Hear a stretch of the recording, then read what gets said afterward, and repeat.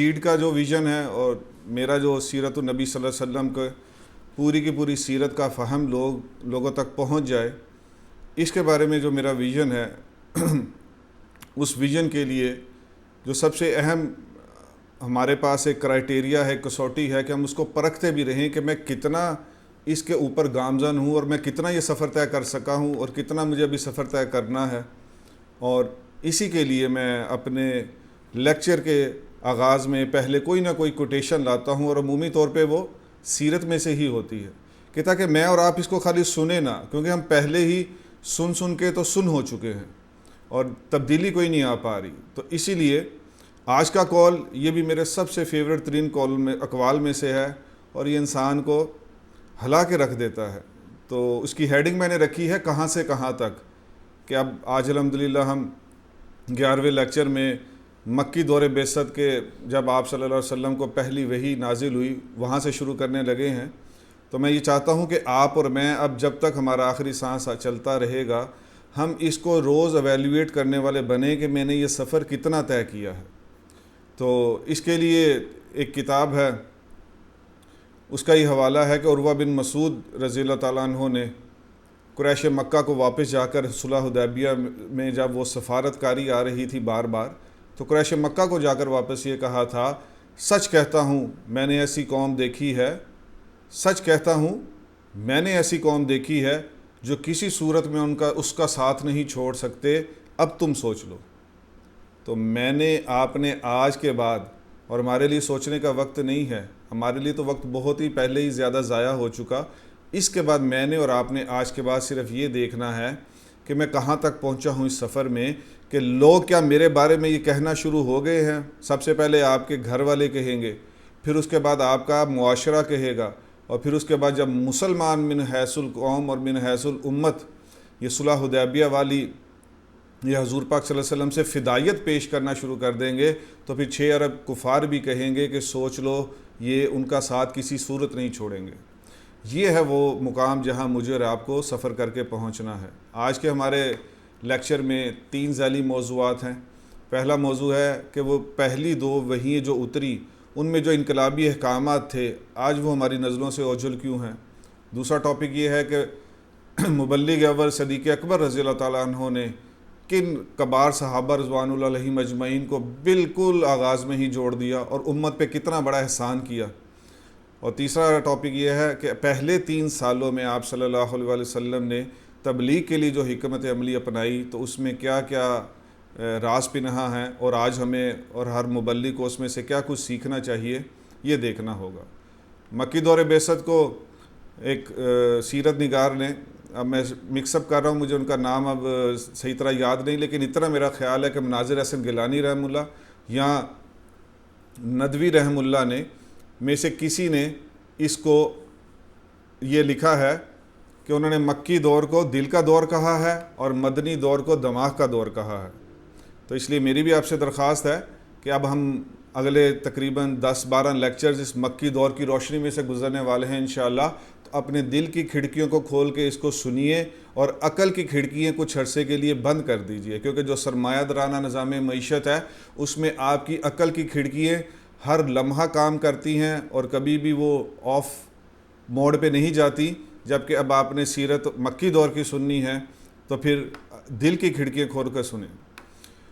یہ قاضی سلیمان منصور پوری صاحب نے اپنی کتاب میں لکھا ہے کہ آپ صلی اللہ علیہ وآلہ وسلم کو 7 سال پہلے، یعنی پہلی وحی سے بھی 7 سال پہلے روشنی اور چمک نظر آنا شروع ہو گئی تھی، اور آپ صلی اللہ علیہ وآلہ وسلم کی خواہش ہوتی تھی کہ میں اس کو جانوں۔ یہ انہوں نے بخاری کے حوالے سے یہ بات پیش کی ہے۔ پھر اسی طرح آپ صلی اللہ علیہ وآلہ وسلم پہلی وحی اترنے سے کچھ سال پہلے غار حرا میں گوشہ نشینی کے لیے جانا شروع ہو گئے۔ اس سالوں کا تعین تو غالباً کسی بھی سیرت نگار نے نہیں کیا، لیکن چند سال ہی بیان کیے ہیں۔ اور غار حرا میں آپ توشہ دان جس میں پانی اور خوراک یا ستو بھی لکھے گئے ہیں آپ لے کے چلے جاتے، اور کئی دفعہ حضرت ختیجہ رضی اللہ تعالیٰ عنہ بھی آپ کے لیے یہ کھانے پینے کا سامان لے کر وہاں پہنچتی اور وہ آپ کے پاس غار حرا میں آتی، اور آپ صلی اللہ علیہ وآلہ وسلم غار حرا میں عبادت کرتے۔ اس پہ جو سب سے بہترین بات لکھی ہے کہ یہ عبادت کیسی تھی اس کے بارے میں شبلی نعمانی رحمہ اللہ کا جو قول ہے اور جو ان کی کتاب میں لکھا ہے وہ مجھے زیادہ اچھا اور لگا. انہوں نے لکھا کہ یہ عبادت کون سی تھی؟ یہ وہی عبادت تھی جو آپ کے جد امجد حضرت ابراہیم علیہ السلام کیا کرتے تھے. تو یعنی کہ غور و فکر ہوتا تھا. جیسے انہوں نے پھر آگے یہ کوٹ بھی کیا وہ قرآن پاک کی آیات کہ ابراہیم علیہ السلام نے کہا کہ اچھا یہ ستارے یہ میرا رب ہے لیکن یہ تو ڈوب گئے. اچھا یہ چاند میرا رب ہے لیکن اچھا یہ سورج میرا رب ہے. تو جب وہ بھی ڈوب گیا کہا یہ اچھا اکبر ہے، یہ بڑا ہے، یہ میرا رب ہے. تو اسی طرح وہ اپنے لوگوں کو یہ مختلف دلائل سے پیش کرتے تھے. تو شبلی نعمانی رحمہ اللہ نے بھی یہی لکھا ہے کہ ایسی ہی قسم کی غور و فکر کی عبادت ہوگی. اب عائشہ رضی اللہ تعالیٰ عنہ نے لکھا ہے کہ آپ کو پہلی وحی ملنے سے 6 ماہ پہلے سچے خواب جو ہے وہ شروع ہو گئے تھے، اور اس کو بھی سیرت نگاروں نے وحی کا حصہ لکھا ہے. تو 6 ماہ پہلے جو سچے خواب آتے وہ حقیقت کا روپ بھی دھار لیتے تھے، اور اسی طرح ابتدا جو وحی کی ہوئی ہے وہ اس روایت کی روح سے سچے خوابوں سے ہوئی ہے. اور پھر وہ گھڑی آ گئی کہ جبریل امین غار حرا میں آپ صلی اللہ علیہ وآلہ وسلم کے پاس پہلی 5 آیات سورہ الگ کی لے کر آئے ہیں. ہم نے اپنے کسی چوتھے یا 5ویں لیکچر میں یہ بات کی تھی، آپ وہاں جا کر یہ سن لیجئے گا کہ امت کا پہلا سبق وہی ہونا چاہیے تھا جو نبی صلی اللہ علیہ وسلم کے اوپر پہلی وحی اتری تھی، لیکن امت نے اس سبق کے اوپر وہ محنت نہیں کی، بلکہ اس کا تو اب نام ہی نہیں لیا جاتا. تو اس سے مراد یہ ہے کہ اس کا خلاصہ اگر عرض کرنا چاہوں کہ معرفت رب حاصل کرنے کے لیے ہمیں روز ویسی ہی محنت کرنی چاہیے جیسے ہم دنیا کی کسی چیز کے لیے کرتے ہیں. جیسے میں اور آپ سمجھتے ہیں کہ کھانے پینے کے بغیر میرا اور آپ کا گزارا نہیں، ایسے معرفت رب اور معرفت رسول کے اوپر محنت کرنے کے لیے ایک مستقل محنت کی ضرورت ہے. وہ میرے اور آپ کے ذہن میں سما نہیں پا رہی. تو معرفت رب سے مراد کیا ہے؟ پہلی وحی میں بھی یہی بات ہوئی ہے، اور جو دوسری وحی سورہ مدثر کی ابتدائی 7 آیات آئی ان میں بھی یہی بات آئی ہے. تو یہ کتنی اہم بات ہے. اور اس میں ایک اور عجیب آپ کو میں نقطہ یہ بتاتا چلوں کہ پہلی جو 5 آیات اتری، پہلی وحی اتری، اس میں جو دوسری آیت ہے وہ بھی رب کے بارے میں، رب کی معرفت کے بارے میں. اور سورہ مدثر کی جو 7 آیات اتری ہیں اور وہ وحی کی بندش کے بعد اتری ہے، اس میں بھی دوسری آیت ہے وہ بھی معرفت رب کے بارے میں. تو معرفت رب کو بالکل آسانی سے دوبارہ دہرا لیتے ہیں ہم، پہلے لیکچر میں بھی دہرایا، ابھی بھی دہرا لیتے ہیں. معرفت رب سے مراد یہ ہے کہ میں ہر حکم میں ہر کام میں اللہ رب العزت کی مشیت اور اللہ کا حکم یہ دیکھنے والا بن جاؤں. بس یہ ہے معرفت رب. اسی کو حاصل کرنا ہے، اسی میں پرفیکشن لینی ہے، اسی میں روز محنت کرنی ہے کہ میں ہر کام میں، اپنے ہر لمحے میں، ہر سیکنڈ میں اللہ رب العزت کے حکم کو اور اللہ رب العزت کی مشیت کو دیکھنے والا بن جاؤں. یہ معرفت رب ہے. سیرت کبریٰ میں مولانا ابوالقاسم رفیق دلاوری صاحب نے یہ لکھا ہے کہ جس دن آپ کو پہلی وحی نازل ہوئی اسی دن آپ نے پہلی نماز بھی شام کو پڑھی ہے. اس میں وہ روایت پیش کرتے ہیں کہ جبریل امین نے اس پہ زمین پہ پر مارا، پانی نکلا، وہاں سے آپ نے وضو کیا اور آپ صلی اللہ علیہ وآلہ وسلم کو وضو کا طریقہ سکھلایا، اور اس کے بعد آپ نے کھڑے ہو کے وہاں نماز پڑھائی. یہ پہلی نماز اس طرح انہوں نے سکھلائی. اور اسی شام کو مخلوقات میں سے سب سے پہلے حضرت خدیجہ رضی اللہ تعالیٰ عنہ نے نماز پڑھی. سیرت کبریٰ کا حوالہ ہے جلد اول. تو حضرت خدیجہ رضی اللہ تعالیٰ عنہ کی فضیلتیں انشاءاللہ یہ اس کے شیب ابی طالب کے بائیکار تک آپ کے سامنے آتی رہیں گی کہ اولیت میں ان کو کئی مقامات اللہ رب العزت نے عطا کرے. اور آگے لکھا ہے انہوں نے کہ دوسرے دن یعنی اگلے دن حضرت علی رضی اللہ تعالیٰ عنہ تھے جنہوں نے آپ صلی اللہ علیہ وسلم کے پیچھے نماز پڑھی. تو نماز تو دین اسلام میں اگر دیکھا جائے تو باقی سب اعمال، روزہ، حج، زکوٰۃ، یہ سیزنل ہیں یا وقتی ہیں کہ یہ مستقل ہر وقت آپ کی طرف متوجہ نہیں رہتے. لیکن نماز ایک ایسا حکم ہے کہ ایک پڑھ کے آئے تو دوسری پڑھنے تک آپ تقریباً اسی کے ایک موڈ میں رہتے ہیں، اور یہ ایک سب سے بہترین عبادت ہے. تو اس پہ تو ہفتوں چاہیے اس کے بارے میں گفتگو کرنے کے لیے. لیکن اگر کسی کو نماز کے بارے میں بہت ہی اہم باتیں کرنی ہو تو یہ سوچ کے میرے ذہن میں آیا کہ میں اس کے بارے میں 2 صرف پوائنٹس پیش کر کے تو آگے چلا جاتا ہوں. اکثر جگہوں پہ وہی میں پوائنٹ پیش کر دیتا ہوں کہ اگر نماز قائم کرنی ہے تو اس کے لیے پھر آپ 2 چیزوں کی پابندی ضرور کریں. ایک تو پہلی صف اور دوسری تکبیر اولیٰ. جب آپ اس میں کوئی کمی بیشی برداشت نہیں کریں گے تو پھر آپ دیکھیے گا کہ آپ کو اپنی زندگی کا بھی مزہ آئے گا اور آپ کو اپنی عبادت کا بھی مزہ آئے گا. تو یہ وہ واحد عبادت ہے کہ جو ہر وقت آپ کو متوجہ رہتی ہے. اور جب یہ پہلی وحی آئی تو اس کے بعد پھر آپ صلی اللہ علیہ وآلہ وسلم پہ وحی کا سلسلہ کچھ عرصے کے لیے اس پہ بندش رہی. اس کے بارے میں مختلف اقوال ہیں، وہ میں سب آپ کے سامنے رکھ دیتا ہوں. امام ابن حجر نے چند دن کا بندش کا کہا ہے، اور ابن عباس رضی اللہ تعالیٰ عنہ نے 40 دن کا لکھا ہے، اور امام بہقی نے 6 ماہ کا لکھا ہے، اور اس کے بعد 2.5 سے 3 سال کے بھی اقوال آئے ہیں، اور اس پہ دلائل بھی دیے ہیں.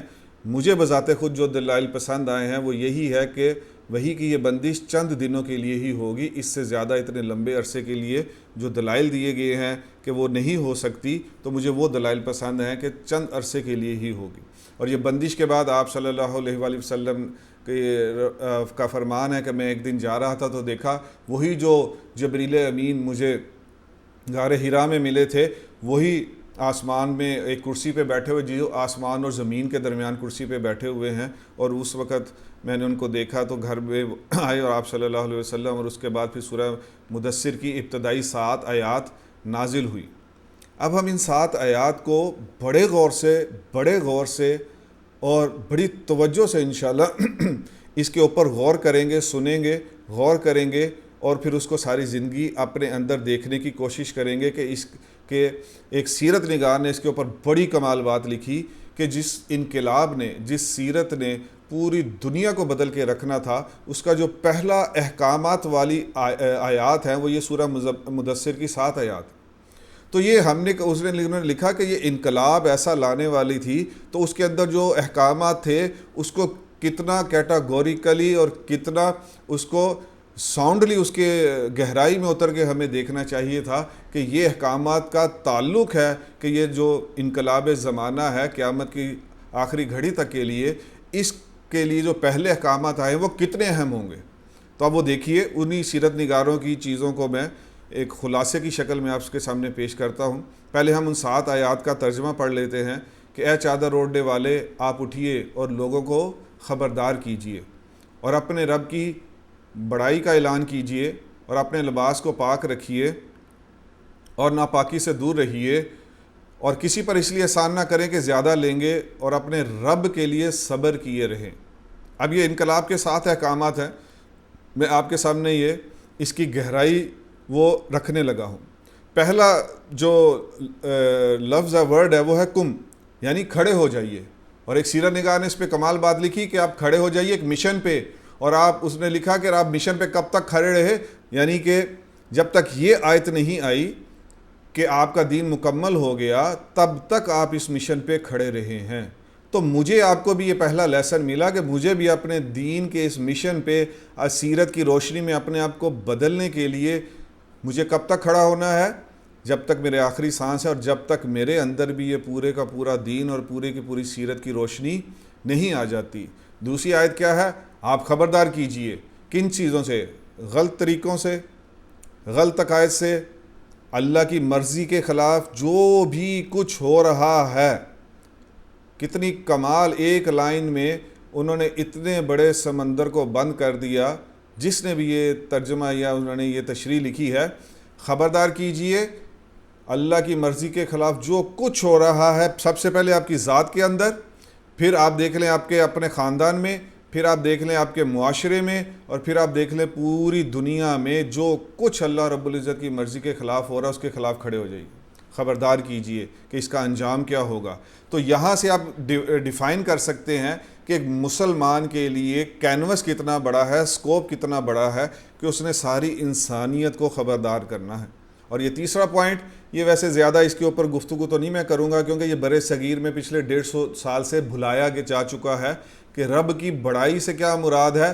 رب کی بڑائی سے یہ مراد ہے کہ جتنے بھی باطل نظام ہیں ان کی شان و شوکت کو توڑتے ہوئے رب کے دین کو تخت پہ لانا، اقتدار پہ لانا، یہ اصل پہلا پوائنٹ ہے. یعنی کہ جو پہلا حکم دیا جا رہا ہے انقلاب کے لیے، وہ قیامت کی صبح تک صرف یہی رہے گا کہ آپ نے رب کے دین کے علاوہ کوئی سسٹم پریویل نہ کر رہا ہو، صرف پاکستان میں نہیں پوری دنیا میں.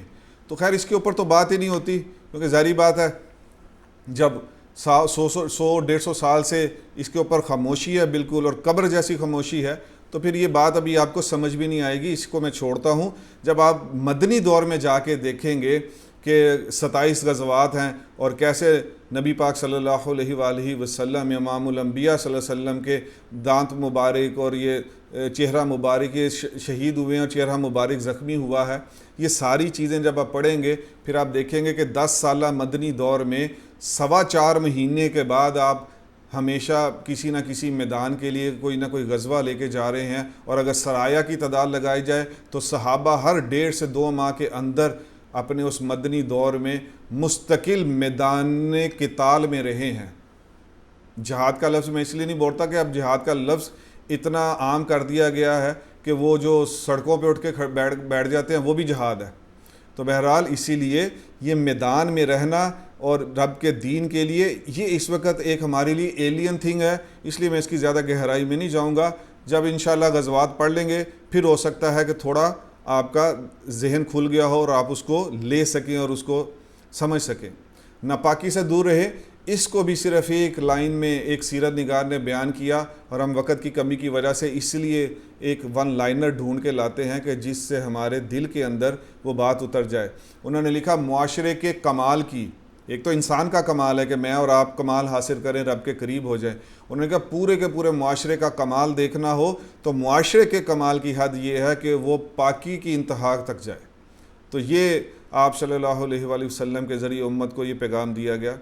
غرض سے پاک جو 6 اس میں آیت ہے، اس سے مراد اس کا مفہوم یہ ہے کہ غرض سے پاک ہونا چاہیے دائی کو. جو بھی دنیا میں جو دعوت دے رہا ہے، پیر ہے، بزرگ ہے، ولی ہے، کچھ ہے، وہ کسی بھی قسم کسی کے بھی مال کو دیکھنے سے پاک ہونی چاہیے اس کی نظر. یہ جب سے چھوٹا ہے امت میں تو آپ دیکھ لیں کہ وہ اثر ہی زائل ہوتا جا رہا ہے لوگوں کا.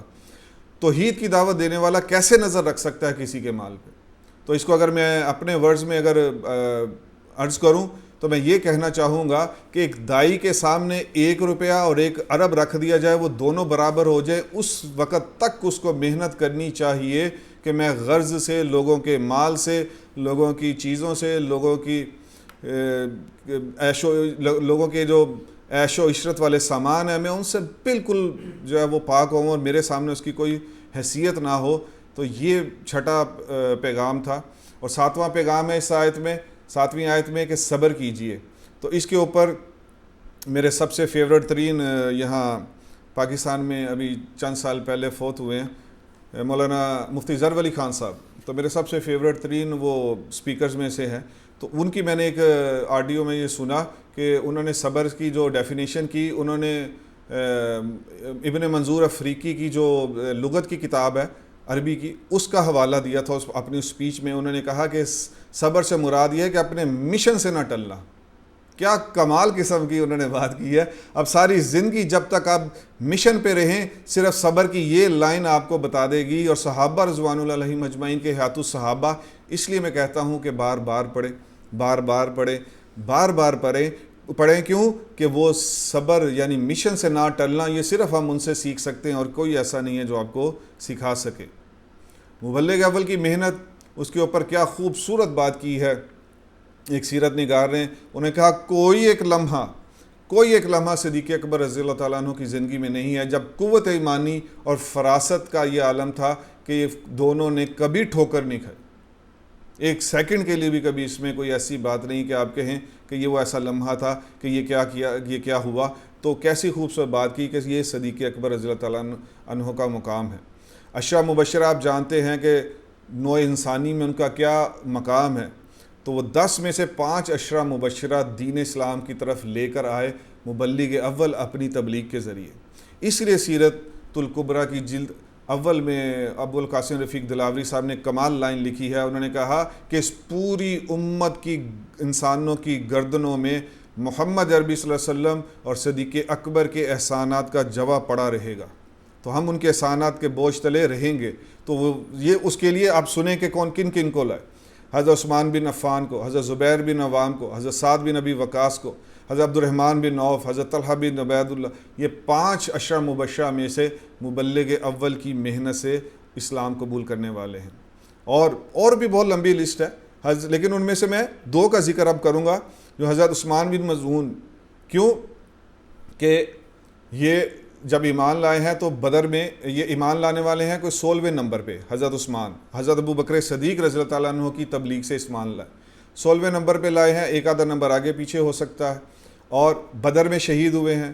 جنت البقیع میں سب سے پہلے دفن ہونے کا اعزاز ان کے پاس ہے، اور اس سے بھی بڑھ کے جو اعزاز ہے کہ جب یہ شہید ہوئے ہیں تو امام الانبیاء صلی اللہ علیہ وآلہ وسلم نے ان کے چہرے پر، میت پر جھک کر چہرے پر بوسہ دیا ہے، اور آپ صلی اللہ علیہ وآلہ وسلم رو رہے ہیں، اور آپ کے جو آنسو ہیں مبارک وہ ان کے گال پر ایسے گرتے جا رہے ہیں، اور صحابہ رضوان اللہ علیہم اجمعین بھی رو رہے. اور آپ صلی اللہ علیہ وسلم نے کہا کہ اے عثمان، تم نے اس دنیا میں رہتے ہوئے دنیا کی کسی چیز سے تعلق نہیں رکھا. دیکھیں ابھی آپ نے سنا کہ دائی غرض سے پاک ہونا چاہیے، اور اب آپ دیکھ لیں کہ صحابہ رضوان اللہ علیہم اجمعین کی غرض سے پاک جو ان کا ایک مزاج تھا اس کو حضور پاک صلی اللہ علیہ وسلم بھی اس کی گواہی دے رہے. حضرت ابو عبیدہ بن جراح رضی اللہ تعالیٰ عنہ امین الامت کہا گیا. آپ صلی اللہ علیہ وسلم امین الامت کا مطلب جانتے ہیں کہ اس وقت بھی امت 2 ارب کی ہے، اور جب تک امت آئے گی، جب سے ہے جب تک آئے گی، کہا کہ یہ امانت دار انسان ہے، ٹاپ آف دی لسٹ میں سے. اور ایک اور ان کے بارے میں حوالہ سن لیجئے.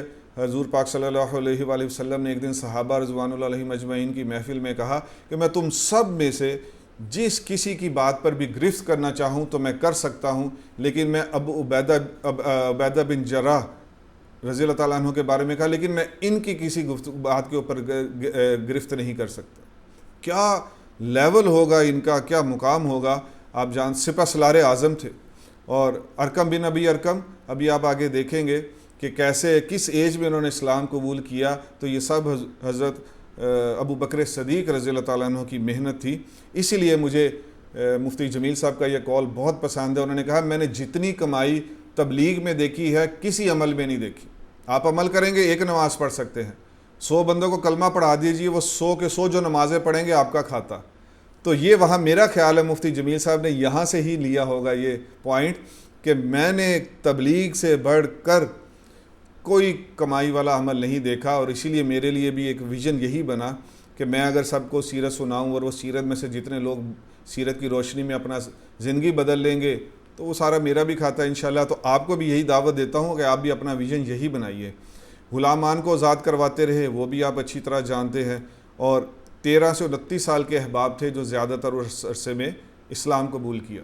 اب ہمارا تیسرا اور آخری ٹاپک ہے آج کا کہ آپ صلی اللہ علیہ وسلم نے وحی کی ابتدا کے بعد جو 3 سال تک آپ نے تبلیغ کی اس کو اکثر سیرت نگاروں نے خفیہ تبلیغ لکھا ہے. اور میرے فیورٹ جو رائٹر ہیں ان شاہ جعفر پھلواری رحمہ اللہ، انہوں نے اپنی کتاب پیغمبر انسانیت میں اس کو خاموش تبلیغ کا ہیڈنگ قائم کیا، نام دیا ہے. اور انہوں نے ایک دو اور سیرت نگاروں پہ بھی میں نے پڑھا، انہوں نے کہا کہ خفیہ کہنا یہ مناسب نہیں ہے آپ صلی اللہ علیہ وآلہ وسلم کی ذات بابرکات کے بارے میں، کیونکہ خفیہ نبی کو خفیہ رکھنے کی کوئی چیز کی ضرورت نہیں ہے. یہ خاموش تبلیغ تھی، تو اس لیے میں نے اس کا نام پر حکمت تبلیغ رکھا ہے کہ وہ ایک حکمت تھی کہ جس کے تحت وہ اس طرح مین ٹو مین تبلیغ ہوتی رہی. تو آج بھی ہم چونکہ مغلوب ہیں، پورے اسلامی جو ممالک ہے اس میں جو اسلام ہے، دین ہے، وہ مغلوب ہے. تو اس لیے آج بھی اگر محنت ہوگی تو وہ مین ٹو مین ہونی چاہیے کہ آپ جیسے آپ سن رہے ہیں، اگر آپ جیسے 100-125 یہ سیرہ لیکچر سن لیتے ہیں زوم پہ، اور اس کے بعد یہ 100-125 روز اپنے اگلے 5 سالوں تک سیرت کے یہی بات سن کر آگے پہنچائیں اپنے درد دل کے ساتھ، تو یہ 100 اگر اگلے سال تک 500 لوگوں کو فیکس 50 لوگوں کو 100 لوگوں کو 500 لوگوں کو پہنچائیں تو ہزاروں میں یہ تعداد تو 1 سال میں پہنچ جاتی ہے. تو یہ ہمیں سیکھنا چاہیے تھا بیسیکلی مکی دور میں سے کہ آپ نے جو تبلیغ کی ہے وہ شروع میں 3 سال وہ پر حکمت تبلیغ تھی. اور اس میں ایسا نہیں ہے کہ قریش کو پتہ نہیں چلا، قریش کو پتہ چل رہا تھا، اس کو اجمالی خبر ہو چکی تھی. اور ایک سیرت نگار نے تو یہ بھی لکھا کہ ان کے بڑے بڑے سرداروں کے خاندانوں میں سے ان کے بیٹے بھی مسلمان ہوئے. تو ایسا نہیں تھا کہ وہ 3 سال انہوں نے اگر ان کو چھیڑا نہیں یا کوئی اتنا زیادہ ان کے اوپر پرزیکیوشن نہیں کی تو اس کی وجہ انہوں نے یہ کہی کہ ان کے زمانے میں یہ پہلے سے بھی ہوتا تھا کہ حنفا یعنی کہ آپ صلی اللہ علیہ وسلم کے دنیا میں آنے سے پہلے بھی یہ اس میں قیس بن سعدہ اور نفیل بن عمر یہ ایسے لوگ موجود تھے کہ جو قریش کی بت پرستی اور اس کے خلاف بولتے رہتے تھے. تو وہ سمجھتے تھے کہ یہ بھی اس طرح کی کوئی تحریک ہے کہ نہیں شروع ہوئی ہے, جیسے وہ 6-7 اور لوگ تھے جو حنفا کہلاتے تھے کہ جو اللہ کی بڑائی بیان کرتے تھے. قریش والے تو اس وقت موت کے منکر تھے, زندگی بعد الموت کے وہ منکر تھے. تو یہ جو حنفا تھے یہ کہتے تھے نہیں, بعد میں بھی ایک زندگی ہے, تمہیں اپنے حساب کتاب کا جواب دینا پڑے گا. ان کے خطبات عربی ادب میں اس طرح آگے وہ کوٹ ہوئے ہیں. تو لیکن انہوں نے بھی یہی سمجھا کہ یہ بھی کچھ اس طرح کی محنت ہے, چلو اس کے اوپر کوئی خاص دھیان نہیں دیا. یہ تھی وہ بات کہ اجمالی خبر تھی. اور اس وقت تک آپ صلی اللہ علیہ وآلہ وسلم کے ہاتھ پر کوئی 40 سے لے کے تو کوئی آگے تک کے بھی کچھ سیرت نگاروں نے لکھا کہ اتنے نفوس قدسیہ آپ کے ہاتھ پر مسلمان ہو چکے تھے, اور ہر قبیلے میں سے کوئی نہ کوئی مسلمان ہو رہا تھا. اور جیسے یہ 40 یا 50 تک آتے آتے سب سے پہلے تو جو ابو بکر صدیق رضی اللہ تعالیٰ عنہ مسلمان ہوئے ہیں تو وہ مکہ میں چیف جسٹس تھے, اور حضرت عمر فاروق رضی اللہ تعالیٰ عنہ وہ وزیر خارجہ تھے. تو ان کے پاس جو عہدے تھے وہ اس طرح کے اس لیول کے تھے. تو اس کا مطلب ہے کہ اس معاشرے کے خواص بھی شروع میں مسلمان ہوئے ہیں اور غلام بھی مسلمان ہوئے ہیں, لیکن قریش نے اس کی طرف کوئی اتنا خاص جو دھیان نہیں دیا. تو سیرت نگاروں نے اس کی ریزن یہ لکھی ہے کہ وہ سمجھتے تھے کہ یہ اس طرح کی ہی ایک پکار ہے جیسے اس نے پہلے آنے والے حنفا میں سے کسی نے کر دی. پھر 3 سال کا عرصہ گزرنے کے بعد آپ صلی اللہ علیہ وآلہ وسلم کو 2 بڑے واضح احکامات قرآن پاک کی آیات کی شکل میں ملے. اس میں سے ایک تو یہ تھا کہ اپنے قریبی رشتہ داروں کو خبردار کیجئے, یہ سورہ شعراء کا 214 نمبر آیت ہے. اور دوسرا آپ کو یہ تھا کہ پس وہ بات اعلانیہ کہہ دیں, کھل کر کہہ دیں, اور یہ جو مشرکین ہیں ان کی ذرا برابر بھی پرواہ نہ کیجئے. یہ آیت آئی سورہ حجر میں 94 نمبر. تو پھر اس پر سیرت نگاروں نے 2 واقعات بڑے اہم کوٹ کیے ہیں, اور اس میں سے ہمیں بھی بہت سی چیزیں آج سیکھ کر اٹھنا ہے انشاءاللہ.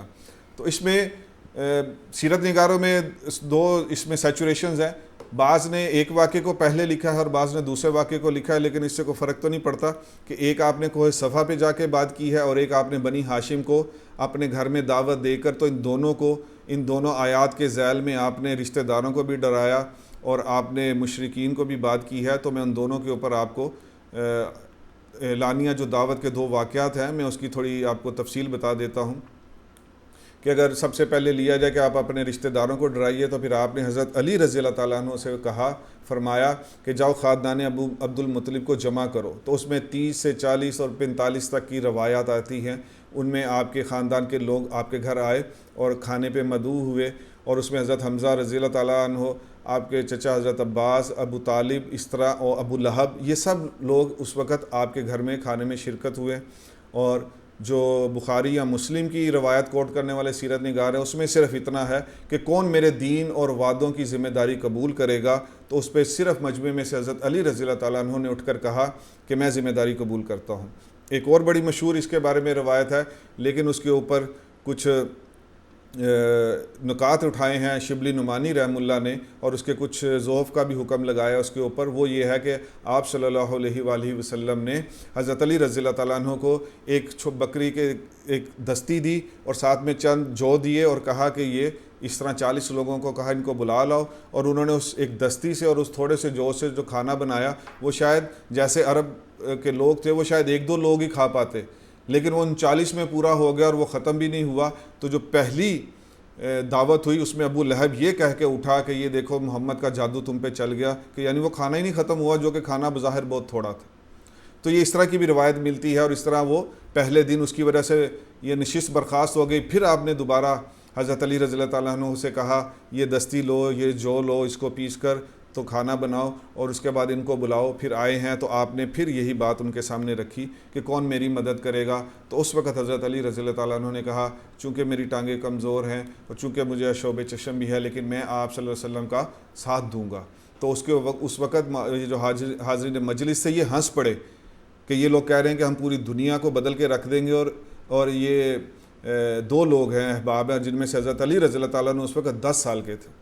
تو لیکن اس کے اوپر یہ سیرت نگار نے بڑی خوبصورت بات کی ہے کہ یہ شیر کا جگرا تھا حیدر کرار کے پاس کہ اس وقت بھی محمد عربی صلی اللہ علیہ وآلہ وسلم کے ایک کال کے اوپر صرف یقین کامل کرنے کے بعد انہوں نے کہا کہ میں آپ کے ساتھ ہوں اور پوری دنیا کو بدلیں گے. تو یہی آج اللہ کرے کہ اس یقین کا 1/100واں حصہ مجھے آپ کو بھی نصیب ہو جائے کہ حضرت علی رضی اللہ تعالیٰ عنہ نے کیسے ادھر جانثاری 10 سال کی عمر میں پیش کی ہے. اور دوسرا واقعہ ہے کہ کوہ صفا پہ جا کے آپ نے ایک پکارا اور اس وقت کا جو رائج طریقہ تھا وہ الفاظ بولے اور اس الفاظ کو سن کے تو ہر کوئی اپنا قبیلے میں سے آتا تھا. یہ جو خود نہیں آ سکتا تھا وہ اپنا نمائندہ بھیج دیتا تھا اور اسی طرح آپ صلی اللہ علیہ وسلم کے پاس وہاں مکہ کے لوگ جمع ہوئے. ایک اور روایت میں ہے کہ آپ نے ان کے قبیلوں کے نام لے کے پکارا کہ اے بنو کعب، اے بنو مرہ، اے بنو عبد الشمس، اے بنو عبد المناف. تو یہ 2-4 روایتیں اس طرح بارے میں ہیں اور سب کا اگر خلاصہ لیا جائے تو وہ لوگ جمع ہو گئے اور آپ صلی اللہ علیہ وآلہ وسلم نے کہا فرمایا کہ اگر میں تم سے یہ پوچھوں کہ یہ دشمن کا لشکر یہاں سے آ رہا ہے تم پہ حملہ کرنے تو کیا تم میری بات مانو گے؟ تو وہ تمام نے یک زبان ہو کر کہا کہ ہم نے آپ سے سوائے سچائی کے اور کسی چیز کا ظہور نہیں دیکھا. پھر آپ صلی اللہ علیہ وآلہ وسلم نے جب توحید، رسالت اور آخرت ان کے سامنے پیش کی ہے تو پھر اس وقت وہ سب اس سے ہٹ گئے ہیں. اور آپ صلی اللہ علیہ وسلم نے وہاں ایک روایت کے مطابق یہ بھی کہا کہ میری بیٹی فاطمہ میں تمہیں نہیں بچا سکتا جب تک تمہارے اپنے اعمال نہیں ہیں. پھر اپنے جو قبائل کے لوگ تھے ان کو نام لے لے کے کہا کہ اپنے آپ کو آگ سے بچاؤ، تمہیں ہی اس کے لیے اپنے آپ کو آگ سے بچانا ہوگا. اس پہ ایک سیرت نگار نے پھر ون لائنر پیش کیا جو کہ اس پورے ایک سمندر کو ایک کوزے میں بند کر دیتا ہے. انہوں نے کہا کہ اب رسالت کی تصدیق پر ہی سب کچھ موقوف ہے، اب حضور پاک صلی اللہ علیہ وسلم سے رشتہ داریاں بھی کوئی کام نہیں آئیں گی. تو یہ کتنی اہم چیز اور کتنا اہم پوائنٹ ہے. اس کے اندر گہرائی میں اور اس کے اوپر کئی گھنٹوں گفتگو ہونی چاہیے کہ آج ہمیں اپنے معاشرے کو یہ سمجھانے کی ضرورت ہے کہ اب نسلی تفاخر، صاحبزادہ ہونا، کسی کا کوئی خلیفہ ہونا، کیا ہونا، یہ سب نام ہے. وہ جیسے بلکہ اس سب کو بھی اگر میں سم اپ کروں تو میرے بہت سب سے فیورٹ ترین جو سپیکر تھے مولانا علی شیر حیدری رحم اللہ، ان کا کال میں یہاں فٹ کر دیتا ہوں. انہوں نے کہا تو عاشق ہے یا بنا پھرتا ہے، یہ دنیا میں تو چل جائے گا اوپر نہیں چلے گا. تو عاشق ہے یا بنا پھرتا ہے، یہ یہاں تو چل جائے گا، یہاں تو دھوکہ دے لے گا اپنے آپ کو بھی اور لوگوں کو بھی، لیکن یہ اوپر نہیں چلے گا. تو اگر آپ نے عاشق رسول بننا ہے تو پھر وہ والا بنیے کہ جو اللہ کے ہاں بھی قابل قبول ہو جائے گا اور رجسٹرڈ ہو جائے گا. اور ابو لہب نے اس موقع پہ آپ صلی اللہ علیہ وسلم کو جو جن الفاظ میں کہا کہ وہ جو گستاخانہ الفاظ ہیں وہ اس کو ری کوٹ کر کے تو قرآن نے اور اللہ رب العزت نے ابو لہب کے بارے میں سورہ تبت یدا اتار دی. لیکن اس نے کہا کہ کیا اتنی سی بات کے لیے تم نے ہمیں جمع کیا، نعوذ باللہ من ذالک. تو یہاں آپ ایک سیرت نگار نے بڑی خوبصورت بات کی. انہوں نے لکھا کہ لوگ تو سارے جمع تھے لیکن بولا صرف ابو لہب. تو اس نے یعنی سارے منکروں کی نمائندگی کرتے ہوئے یہ بات کہی اور اس میں سے جو خاموش رہا وہ اس نے اس کی نمائندگی کو مان لیا. اس کا مطلب ہے تو آج مجھے آپ کو بھی دیکھنا ہے کہ جب اللہ کے حکم ٹوٹ رہے ہیں تو مجھے خاموش رہنا ہے کہ یہاں کیا کرنا ہے. تو ابو لہب نے یہ تمام اس وقت مشرکین مکہ کی نمائندگی کرتے ہوئے کہا. اور شاتم رسول کے بارے میں اللہ تعالیٰ کا معاملہ دیکھ لیں کہ اللہ پاک جب آپ صلی اللہ علیہ وسلم کو کہتے ہیں کہ اے نبی جی کہہ دیجئے اے مشرکو، تو یعنی مشرک تو اللہ رب العزت کا دشمن ہے. تو اللہ پاک اس سے خود بات نہیں کرتے، اللہ پاک کہتے ہیں کہ اے نبی جی آپ کہیے اے کافرو، اے مشرکو. لیکن آپ قرآن پاک میں دیکھ لیں جہاں بھی اللہ پاک نے اس کو جیسے ولید بن مغیرہ سے کہا اور اس طرح یہاں ابو لہب سے بات کی ہے، اس کو جو اس کے لیے جو آیت آئی ہے اس میں اللہ پاک ڈائریکٹ خود کہتے ہیں شاتم رسول سے، گستاخ رسول سے اللہ پاک ڈائریکٹ خود کہتے ہیں. اور اللہ پاک نے یہاں بھی شاتم رسول کے ساتھ یہی معاملہ کیا. یہ ناموس رسالت صلی اللہ علیہ وسلم کے عنوان پہ آج یہ جانتا ہے کون ہے. اور وہی والی بات جو پچھلے لیکچر میں تھی 10ویں میں وہ یہاں بھی آ گئی کہ حضور پاک صلی اللہ علیہ وسلم نے اس کے بعد اگر یہی کیا ہوتا کہ ابو لہب کی اولاد کو تانے مارے ہوتے جیسے کہ آج ہمارے مسالک والے ایک دوسرے کو مار رہے ہوتے ہیں تو پھر دیکھ لے کہ کیا ہوتا. لیکن چونکہ حضور پاک صلی اللہ علیہ وسلم نے دلوں کو فتح کرنے کی محنت رہتی دنیا تک کے لیے چھوڑی ہے تو اس لیے آپ دیکھ لیں کہ ابو لہب کے 2 بیٹے اور بیٹی بھی مان لائیں اور ان کی بیٹی تو ہجرت کر کے بھی گئی ہیں مدینہ شریف. تو یہ ہے اصل میں دل جیتنے والی محنت کہ اگر باپ نہیں آیا تو اس میں سے اس کی اولاد کو لیے بھی ہمارے راستے ہمیشہ کھلے رہیں گے. اس لیے کسی کے ساتھ اوئے توئے اور اس طرح کر کے دین نہ پیش کریں. اگر دین پیش کرنا ہے تو اس کو سیرت کے مطابق ہی پیش کرنا سیکھیں. چند اس میں ضروری باتیں ہیں کہ جب یہ آپ کے پاس حکم آیا کہ آپ اپنے رشتہ داروں کو ڈرائیے، تو وہ سورہ شعراء میں جو آیا ہے تو اس کے اوپر سیرت نگار نے لکھا کہ اللہ رب العزت نے اس سورت کے آغاز میں حضرت موسیٰ علیہ السلام کا واقعہ بیان کیا کہ حضرت موسیٰ علیہ السلام کے ساتھ اور ان کی قوم کن مراحل سے گزری، اور ان کو جھٹلانے والوں کا کیا انجام ہوا، اور ان کے ساتھ رہ کر صبر کرنے والے بالآخر فتح یاب ہوئے، بالآخر کامیاب ہوئے۔ تو اس لیے ہمیں یہ اس طرح گہرائیوں میں جا کر چیزیں پڑھنی چاہیے۔ لکھنے والے اتنا بڑا سمندر لکھ کے چلے گئے ہیں، تھوڑی سی محنت کی ضرورت ہے کہ تھوڑی سی محنت کے عادی ہو جائیں تو یہ کتنے کمال نکات ہیں کہ مجھے آپ کو آج اگر کام کرنا ہے، جیسے ابھی میں نے کام شروع کیا ہے الحمدللہ اس سیڈ کا، تو آگے چل کے تو بہت سے کچھ فتوے بھی لگیں گے، سب کچھ ہوگا، لیکن میرے لیے اور کسی کے کام دائی کے لیے صرف یہی مشعل راہ ہے کہ وہ اس کام کے اوپر خاموشی سے اپنا کام کرتا رہے۔ یہ راہ اتنی آسان نہیں ہے کہ بس آپ کام کریں اور لوگ پھول لے کے آپ کے پیچھے آ جائیں۔ اور دوسری آیت جو ہے کہ اب آپ علی الاعلان بیان کریں، سورہ ہجر کی آیت نمبر 94، کہ جس کا آپ کو حکم دیا جا رہا ہے ان مشرکوں کی ذرا پرواہ نہ کریں۔ تو اس میں کیا ہے؟ اس میں آپ صلی اللہ علیہ وسلم نے اس کے فوری بعد شرک کا پردہ چاک کرنا شروع کر دیا۔ یعنی یہ 3 سال گزرنے کے بعد اب آپ دیکھیں 3 سے 5 سال تک جو پہلی ہجرت حبشہ 5 سال میں ہونے والی ہے، اس دوران آپ صلی اللہ علیہ وسلم نے کیسے بتوں کا اور شرک کا پردہ چاک کیا۔ ذرا سوچے تو صحیح کہ وہ لوگ جس کو وہ خدا مانتے ہیں اور ان کے بارے میں حضور پاک صلی اللہ علیہ وسلم کیا فرما رہے ہیں کہ یہ کس قدر ناکارہ ہیں، یہ کس قدر عاجز ہیں، دلائل دیے ہیں، مثالیں دی ہیں۔ یہ دیکھیں میں 2 آیتیں قرآن پاک سے لایا ہوں صرف اس بات کو اور مزید کھولنے کے لیے۔ سورہ حج کی آیت نمبر 73 میں اللہ پاک کیا کہتے ہیں کہ یہ کان لگا کر سنو، بے شک اللہ کے سوا جن کی تم عبادت کرتے وہ ہرگز ایک مکھی پیدا نہیں کر سکتے۔ اب ذرا ویژولائز کریں، سرداران قریش سب کچھ ان کے ہاتھ میں، اور وہ بدماش بنے ہوئے ہیں ادھر کے، اور ان کے وہ جس کو خدا مان رہے ہیں، جس کے لیے وہ اپنا تن من دھر لگائیں گے، آگے چل کے بدر احد جیسے مار کے برپا کریں گے، ان بتوں کے لیے کر رہے ہیں۔ اور ان بتوں کے بارے میں حضور پاک صلی اللہ علیہ وسلم علی الاعلان کہہ رہے ہیں کہ یہ تو مکھی پیدا نہیں کر سکتے، اور مکھی کو چھین کے لے جائے تو یہ اس سے واپس نہیں لا سکتے، اتنے عاجز ہیں۔ تو یہ اس طرح کی چیز چاہیے ہوتی ہے معاشرے میں، کسی رد کرنے کے لیے کسی چیز کو، ہو لو جی، ہو جی، یہ جی، وہ جی، اگرچہ مگرچہ، چونکے چنانچے۔ اس کی وجہ سے جب دائی اس چیزوں میں پڑ جاتا ہے تو پھر امت کا تو بیڑا غرق ہوگا۔ تو کتنا کمزور چاہنے والا ہے، ذوف طالب والمطلوب کے الفاظ یہ تو ساری زندگی نہیں آپ کے ذہن سے نکل سکتے کہ مانگنے والا بھی کمزور ہے اور جس سے مانگا جا رہا ہے وہ بھی کمزور ہے۔ کہ سوچے تو صحیح، ذرا سوچے یہ کیسے اصحاب پہ پڑتے ہوں گے، یہ ہتھوڑے ہیں، یہ تو تلواریں ہیں، الفاظ یہ ایسے کاٹ کے رکھ دیتی ہوں گی ان کے شرک کو۔